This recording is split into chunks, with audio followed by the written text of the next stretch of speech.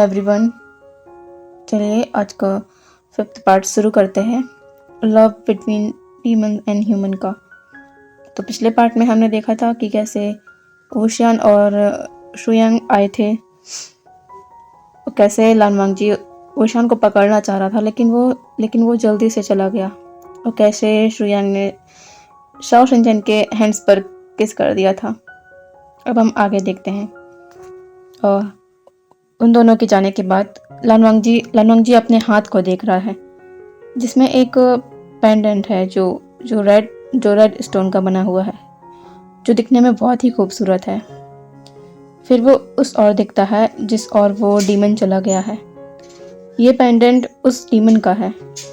तभी शाओ शिनचेन उसके पास आता है और उसके हाथ में वो रेड पेंडेंट देखता है तो कहता है, राजकुमार लान, ये आपके पास क्या है?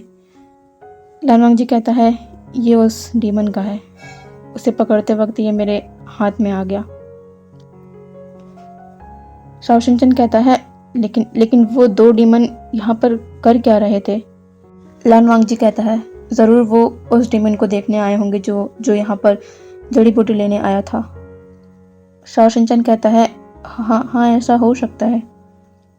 और ये पेंडेंट, लानवांगजी कहता है, अगर ये पेंडेंट उनके लिए ज़रूरी होगा तो वो इसे ढूंढने ज़रूर आएंगे। शाओ शिनचेन कहता है, सही कहा आपने। चलिए राजकुमार लान, अब हमें चलना चाहिए। लानवांगजी हाँ में अपना सर हिलाता है और जाते वक्त आखिरी बार उस तरफ देखता है जहाँ से वुशियान चला गया है, और उसके बाद अपने हाथ में रखे उस पेंडेंट को देखता है, और फिर वापस सुनहरे तालाब की ओर बढ़ जाते हैं दोनों। ऐसे ही वो दिन गुजर जाता है। लानवांगजी और शाओ शिनचेन वहीं रहते हैं। लानवांगजी अब शाओ शिनचेन के साथ कंफर्टेबल हो गया था। ऐसे बहुत कम ही लोग हैं जिनके साथ लानवांगजी इतना सारा वक्त गुजार लेता है। शाओ शिनचेन के साथ टाइम बिताने के बाद उसे पता चला कि जिंदगी उतनी बुरी भी नहीं जितना लानवांगजी अपनी ज़िंदगी को समझता था। क्योंकि शाओ शिनचेन के साथ बातें शेयर करते वक्त उसे पता चला कि शाओ शिनचेन एक ऑर्फन है। वो बचपन से अकेले बड़ा हुआ है, अपने गुरु से शिक्षा प्राप्त की, और आज एक बड़ा कल्टीवेटर है। ये बात बस कहना आसान है कि आज वो एक बड़ा कल्टीवेटर है, लेकिन यहाँ तक पहुँचने में उसका स्ट्रगल कितना होगा और कितना सेक्रीफाइस होगा, उससे कोई नहीं सोच सकता, सिर्फ उसके अलावा। वो कैसे इस क्रूअल वर्ल्ड में सरवाइव किया होगा जहाँ पर अल्फाज की लस्ट भरी निगाहें हर ओमेगा पर बनी रहती है। एक ओमेगा होकर इन मुश्किलों से वो कैसे गुजरा होगा, वो उसके अलावा कोई और नहीं जान सकता। शाओ शिनचेन की लाइफ की स्टोरी बहुत ही इंस्पायरिंग है। लानवांगजी को अब पता चला कि जिंदगी प्रॉब्लम सिर्फ उसकी ज़िंदगी में नहीं है। ऐसे बहुत से लोग हैं जो अपनी अपनी प्रॉब्लम से जूझ रहे हैं। शाओ शिनचेन से लानवांगजी एक बात सीख ली है कि ज़िंदगी जीना है तो प्रॉब्लम को दूर हटाकर यह सोचकर जियो कि हम कैसे खुद को खुश रख सकते हैं। उसका ये दिन बहुत ही सुकून भरा था। रात होने वाली थी। शाओ शिनचेन लानवांगजी से कहता है, राजकुमार लान, अब आपको जाना चाहिए, रात होने वाली है। लानवांगजी उसकी ओर देखता है और कहता है, आप मुझे लानवांगजी कह सकते हैं। अब हम दोस्त हैं। दोस्ती में इसकी ज़रूरत नहीं होती कि कौन राजकुमार है और कौन नॉर्मल इंसान। आप मुझे लानवांगजी कहा करें। शाओ शिनचेन कहता है, ठीक है, मैं आपको लानवांगजी कहा करूँगा। आप भी मुझे शाओ शिनचेन कहा करें। लानवांगजी हाँ में सर हिलाता है और कहता है, शाओ शिनचेन, आपको भी जाना चाहिए। यहाँ रुकने की ज़रूरत नहीं है। यहाँ पर 2 सिपाही रहेंगे। वैसे आपका घर है कहाँ पर? शाओ शिनचेन कहता है, मेरा घर निएकलान के पास है, एक गांव में रहता हूँ मैं। लानवांगजी कहता है, अच्छा, क्या आप रात में वहाँ जा पाएंगे? नहीं तो आप मेरे साथ जिनक्लान के लिए चलिए, आप वहाँ रुक सकते हैं। शाओ शिनचेन कहता है, नहीं लानवांगजी, इसकी ज़रूरत नहीं है, मैं आराम से अपने घर जा सकता हूँ। लानवांगजी कहता है, ठीक है, तो फिर हमें चलना चाहिए। दोनों फिर अपने अपने घर को निकल जाते हैं। लान वांगजी जिनक्लान पहुंचकर सीधे अपने अंकल और भाई के पास जाता है। उन्हें उन्हें आज जो हुआ वो रिपोर्ट करने। वो अपने अंकल के क्वार्टर के सामने आकर डोर पर नॉक करता है। तभी थोड़ी देर बाद लान शिचैन डोर ओपन करते हैं और वांगजी को अंदर आने को कहते हैं। लान वांगजी जब अंदर आता है तो वो देखता है कि सेक्ट लीडर जियांग यहाँ पर हैं, जो उसके अंकल के साथ बैठे हुए हैं। तभी उसकी नज़र आसपास जाती है तो वो देखता है कि शायद जियांग फैमिली की पूरी फैमिली यहाँ पर है। जियांग फैमिली की वाइफ, उनके दोनों बच्चे। लान वांगजी आगे आकर सभी को ग्रीट करता है। जियांग फैमिली भी लान वांगजी को ग्रीट करती है। लान कुरैन कहते हैं, वांगजी आकर यहाँ बैठो। लान वांगजी जाकर अपने अंकल के साइड में बैठ जाता है। लान शिचैन भी अपने अंकल के दूसरी तरफ बैठे हुए थे। तभी अंकल कहते हैं, वांगजी अच्छा हुआ तुम जल्दी आ गए, अभी हम बात शुरू करने ही वाले थे। लान वांगजी सोच रहा था कि उसके अंकल क्या बात करने वाले हैं। तभी जियांग फैमिली कहते हैं, सेक्ट लीडर लान, मुझे और मेरे परिवार को आपके प्रस्ताव से कोई भी ऐतराज़ नहीं है। हम इस संबंध के लिए तैयार हैं।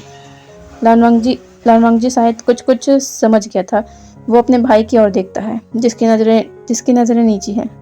तभी लान कुरैन कहते हैं, यह तो बहुत ही अच्छी बात है वांगजी, हम तुम्हारे भाई की शादी जियांग फैमिली के दूसरे बेटे जियांग चंग से कर रहे हैं। तुम्हारी इस पर क्या राय है? लान वांगजी अपनी झुकी हुई नज़रों के साथ ही कहता है, अंकल, मुझे भाई के लिए खुशी है, मुझे इस प्रस्ताव से कोई परेशानी नहीं।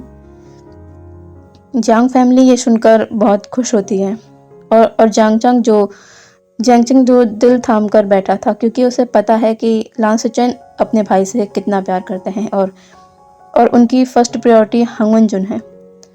और उसने ये भी सुना था कि हांग वनजुन कोल्ड पर्सन है। उसे लग रहा था कि क्या पता हांग वनजुन इस पर क्या कहेंगे, लेकिन हांग वनजुन के इस रवैये को देखकर वो समझ गया कि लोगों को ये गलत फहमी है कि हांग वनजुन रूड और कोल्ड पर्सन है। वो बस इंट्रोवर्ट है, ज़्यादा किसी से घुलना मिलना पसंद नहीं करते।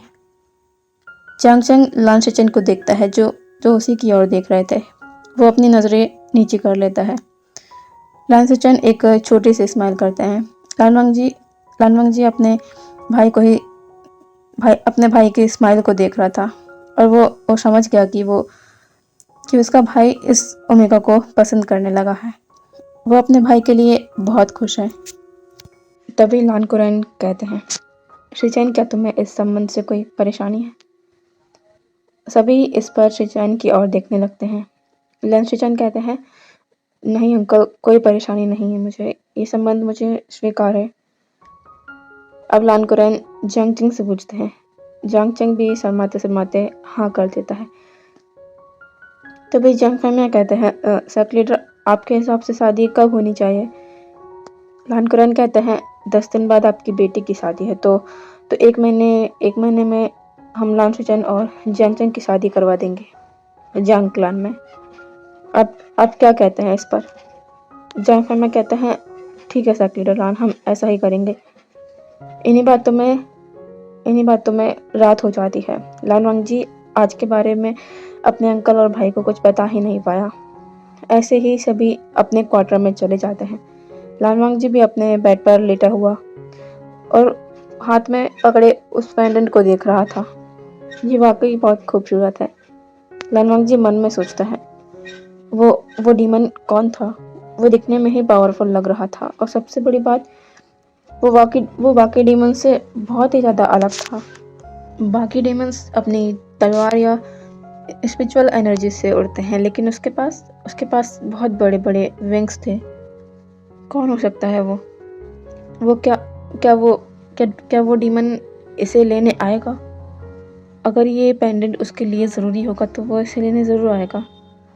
ये सोचकर वांगजी अपनी आंखों को बंद कर लेता है और सो जाता है। और यहाँ डीमन रैलम में वीवो शैन ने बहुत ही ज़ोर से चिल्लाया, शुयांग। तभी जल्दी से शुयांग किंग के पास दौड़कर आया और कहा, किंग क्या हुआ है? वुशन कहता है, मेरा पेंडेंट वो कहाँ है? क्या तुमने उसे देखा? शुयांग कहता है, किंग वो तो हमेशा आपके गले में रहता है, आप तो उसे कभी नहीं उतारते, तो फिर वो कहाँ जा सकता है? वुशन कहता है, मुझे याद है मैंने उसे नहीं उतारा है, तो फिर वो गया कहाँ? शुयांग कहता है, किंग याद कीजिए कि आपने उसे कहीं गलती से उतारा तो नहीं है। वुशन कहता है, मुझे याद है मैंने उसे कभी भी नहीं उतारा। तभी शुयांग एकदम से बड़ी बड़ी आंख करके कहता है, किंग। वुशन उसकी ओर देखता है और शुयांग कहता है, किंग आपको याद है कि आखिरी बार आपने उसे कब देखा था? वुशन कहता है, मैंने कल ही देखा था उसे, और आज वो नहीं है। शुयांग कहता है, किंग क्या ऐसा हो सकता है कि आपने उसे ह्यूमन रैलम में गिरा दिया हो? क्योंकि कल आपने उसे देखा था और आज हम ह्यूमन रैलम गए थे। वुशन कहता है, लेकिन ऐसा कैसे? लेकिन एकदम से वो रुक जाता है, उसे कुछ याद आ जाता है। शुयांग कहता है, किंग क्या हुआ है? वुशन कहता है, उस ओमेगा ने मुझे मेरी नेक पर पकड़ा था, क्या ऐसा हो सकता है कि वो उसी वक्त वहाँ कहीं गिर गया हो? शुयांग मन में सोचता है, अगर गिर गया होगा तो उसे वापस ह्यूमन रैलम जाने का मौका मिलेगा। वो कहता है, किंग क्यों ना हम कल वहाँ चलकर उसे खोजते हैं? वैसे भी आपको पता है ना कि आपके लिए वो कितना प्रीशियस है। भूषण अपनी छोटी छोटी आंखें करके शुयांग को देखता है और कहता है, तुम्हें इतनी एक्साइटमेंट क्यों हो रही है ह्यूमन रैलम के नाम पर? शुयांग बेशर्मों की तरह कहता है, किंग अब हम जा ही रहे हैं तो मैं अपने ओमेगा से भी मिल लूंगा। भूषण कहता है, वो तुम्हारा ओमेगा कब से हुआ, और कौन कह रहा है कि तुम मेरे साथ चल रहे हो ह्यूमन रैलम? तो इस बात पर शुयांग इस पर हड़बड़ाते हुए कहता है, किंग ऐसा कैसे हो सकता है? मेरे बिना कहीं नहीं जा सकते आप। इस पर हुसैन घूर कर उसे देखता है और कहता है, क्यों? क्या तुम मेरी क्वीन हो जो मैं तुम्हारे बिना कहीं नहीं जाऊंगा? शुयांग जोर से चिल्लाते हुए कहता है, किंग आप ऐसा कैसे सोच सकते हैं कि आप और मैं, आपके जैसे रूड पर्सन के साथ कोई कैसे रहेगा? वैसे अच्छा हुआ कि मैं एक अल्फा हूँ, वरना नहीं, मैं ऐसा सोच भी नहीं सकता। आपके साथ रहकर मेरा दिमाग में गलत ख्याल आ रहा है। मुझे जल्दी से अपने ओमेगा से मिलना होगा, वरना मैं पागल हो जाऊंगा। कि कल सुबह हम ह्यूमन रैलम जाएंगे। यह कहकर वो वुशियान के रूम से बाहर निकल जाता है और वुशियान बेवकूफ़ की तरह स्पीचलेस वहीं खड़ा रह जाता है और शुयांग की सारी बातों को समझने की कोशिश करने लगता है। उसने क्या कहा, वो और मैं, और क्या कहा कि मेरे साथ कोई भी नहीं रह सकता, और कहा कि मेरे साथ रहकर उसे गलत ख्याल आते हैं। वो इन सब का मतलब अच्छी तरह से समझता है और जोर से दरवाजे पर लात मारते हुए कहता है, शुयांग, किंग मैं हूँ या तुम? यह कहकर वो जाकर अपने बेड पर लेट जाता है और मन में कहता है, अब फिर वहाँ जाना पड़ेगा। अब ऐसे ही सुबह हो जाती है और लानवांग जी आज थोड़ा एक्साइटेड है वहाँ जाने के लिए। वह देखना चाहता है कि जिसका ये पेंडेंट है वो उसे लेने आता है या नहीं। वो अपने अंकल और भाई से मिलने के बाद वहाँ से निकल जाता है सुनहरे तालाब के पास। लानवांग जी सुनहरे तालाब के पास आ जाता है। थोड़ी देर बाद शाओशिनचेन भी वहाँ पर आ जाता है। दोनों अलग अलग जगह पर पहरेदारी शुरू कर देते हैं, लेकिन इस बार कुछ अलग है। लानवांग जी ने अपनी प्योर एनर्जी से एक बैरियर क्रिएट किया है जो किसी की भी नज़र में नहीं आएगा। जब कोई डीमन इस जगह पर आएगा तो लानवांग जी को पता चल जाएगा कि कोई डीमन यहाँ पर आया हुआ है। वो उसी को देखना चाहता है जो कल आया था। वुशन और शुयांग भी ह्यूमन रैलम आ जाते हैं।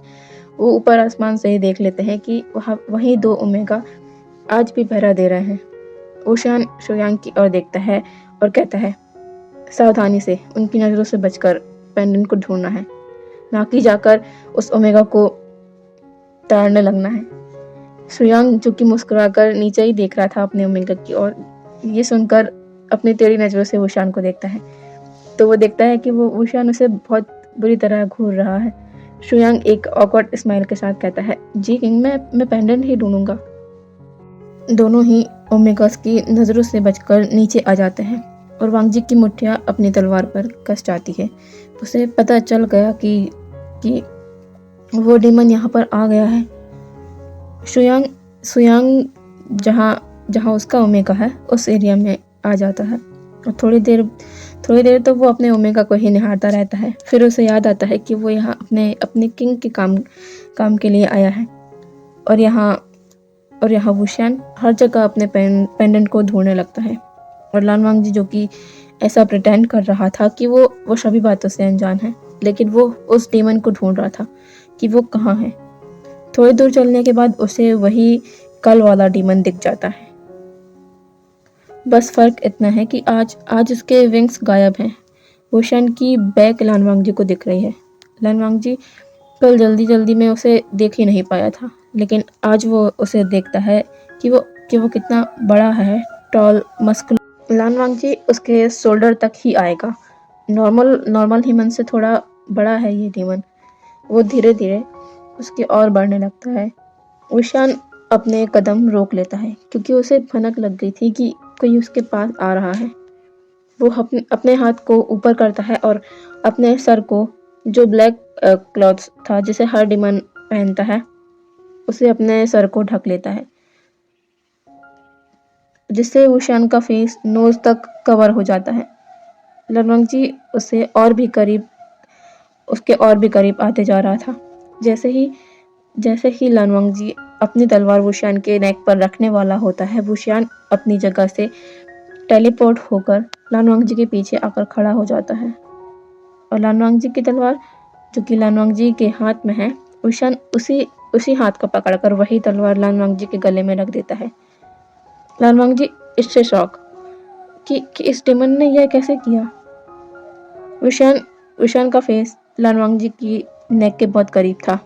उसे लानवांगजी के ओमेगा फेरोमोन महसूस हो रहे थे और बहुत ही अच्छे लग रहे थे। उसके सैंडलवुड फ्रेग्रेंस किसी को भी पागल करने के लिए काफ़ी है, लेकिन वुशियान को इन सब में नहीं पड़ना है। खासकर वो कभी किसी ह्यूमन से नहीं मिलना चाहता। वो माइंड लिंक करके शुयांग को वापस चलने को कहता है। और यहाँ शुयांग जो कि उस ओमेगा से बात करने जा रहा था, उसका मुंह बन जाता है कि किंग हमेशा गलत टाइम पर ही क्यों आ जाते हैं। लानवांगजी अपने फेस को टर्न करके वुशियान को देखना चाह रहा था, लेकिन वो उसे नहीं देख पा रहा था क्योंकि वुशियान का एक हाथ उसकी शॉर्ट पर और दूसरा हाथ उसकी वेस्ट को टाइटली जकड़े हुए था। वो हिल भी नहीं पा रहा था। आखिरकार वुशियान ने अपने बड़े बड़े विंग्स को खोला। लानवांगजी ने भी इसे देखा और वुशियान ने लानवांगजी को थोड़ा पुश किया और वहां से उड़ गया। लानवांगजी बस उसे जाते हुए देख रहा था और यह समझ गया था कि वो कोई मामूली डीमन नहीं है। वो शातिर है और बहुत पावरफुल है। लानवांगजी अपनी बॉडी पर उसकी पकड़ को देखकर ही यह समझ गया था कि वो बहुत ही ज़्यादा पावरफुल है। जैसे ही वुशियान वहाँ से गया, शुयांग ने वहाँ खड़े शाओ शिनचैन को बैक से हक करके इस बार उसके चीक्स पर किस करके उसे एक स्माइल के साथ देखते हुए वहाँ से चला गया। और शाओ शिनचैन बस अपनी जगह पर शॉक खड़ा रह गया। ये डीमन यहाँ कब आया? और उसने फिर से वो अपने चिक्स पर हाथ रखता है। उसे बहुत ही ज़्यादा गुस्सा आ रहा था इस डीमन पर। वो वहाँ से लानवांगजी के पास पहुँचता है जो आसमान की ओर देख रहा था। वो कहता है, लानवांगजी क्या आपने देखा? वो डीमन यहाँ पर फिर आया था। लानवांगजी हाँ में सर हिलाता है। लानवांगजी कहता है, वो उस पेंडेंट के लिए यहाँ पर आए थे। वो कल भी यहाँ पर आएंगे। जब तक वो पेंडेंट उन्हें नहीं मिल जाता, वो यहाँ पर आते रहेंगे। दूसरे दिन हमें चौकन्ना रहना होगा। शाओ शिनचैन कहता है, हाँ, कल हमें पता करना ही होगा कि वो कौन है। अब ऐसे ही रात हो जाती है। तभी लानवांगजी जो कि आज वापस नहीं गया था जिनक्लैन, उसे पता चल जाता है बैरियर के थ्रू कि वो डीमन आ चुका है।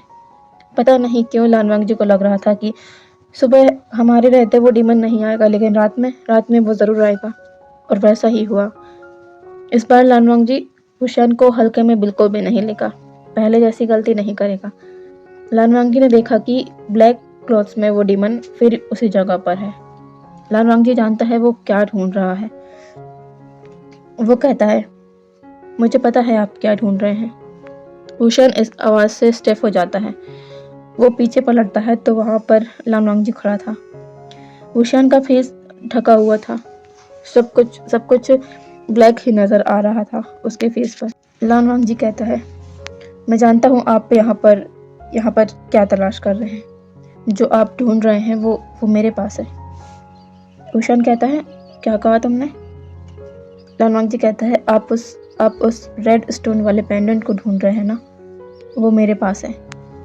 वुशियान ये सुनकर शॉक होता है कि इस इंसान के पास है उसका पेंडेंट। वुशियान 2 कदम आगे आता है और कहता है, वो वापस करो मुझे। लान वांगजी कहता है, पहले मुझे ये बताइए कि आप कौन हैं। वुशियान कहता है, तुम्हें ये क्यों जानना है कि मैं कौन हूँ? वैसे भी ह्यूमंस और डीमंस के बीच ऐसा कोई रिश्ता नहीं है जिसमें जान पहचान ज़रूरी हो। इसलिए वो मुझे लौटा दो, फिर मैं यहाँ से चला जाऊँगा और कभी तुम्हारे ह्यूमन realm में कदम नहीं रखूँगा। लान वांगजी कहता है, आपकी बातों से लग रहा है कि आप ह्यूमन realm से नफरत करते हैं और ह्यूमन से भी। इसकी क्या वजह है? वुशियान अपनी मुट्ठी कस लेता है। एक तो ये ओमेगा उसका पेंडेंट नहीं दे रहा है, ऊपर से उससे सवाल किए जा रहे हैं। वुशियान तेजी से टेलीपोर्ट होकर उसके सामने आता है और उसकी ओर झुकते हुए कहता है, क्या तुम्हें मुझसे डर नहीं लगता?